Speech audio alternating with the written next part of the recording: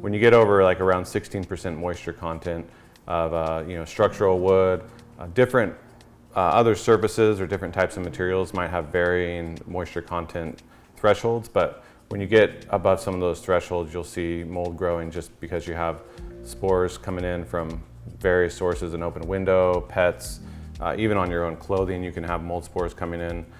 So for the most part, if you have materials that reach that threshold, it's just a matter of time for mold for it to grow. Actually, there's quite a few sources that we run into. You can have even just lack of use of an exhaust fan in a bathroom, poor ventilation in a house. You do see water intrusion from failing gutters, failing roof, other building envelope source or failures.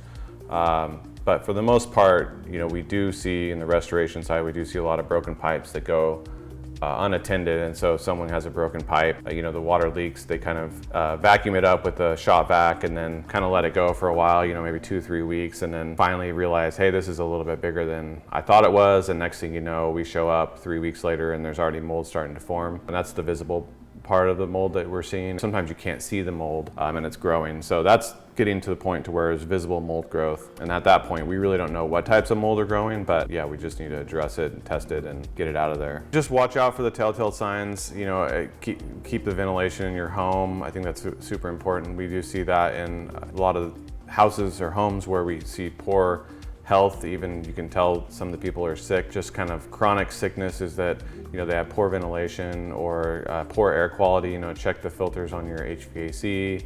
Maybe not necessarily keep the windows open, but just be sure if there's high humidity, you're letting kind of that air, some air, new clean air come in. I know outside air doesn't seem like it's clean, but in some cases it's a lot cleaner than what's in the house if you're not getting some ventilation. But yeah, I think that's pretty important.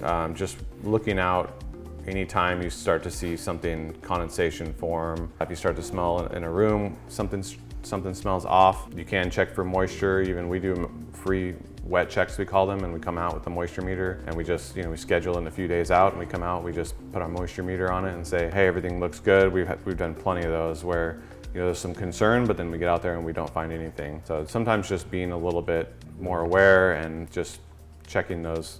One thing I've noticed a lot is don't wait. If you do see something buckling, swelling, something you are suspicious of, give us a call immediately. As far as insurance goes, it's better all the way around to minimize it on the front end. If we can figure out a small loss before it gets big or moldy, that's key.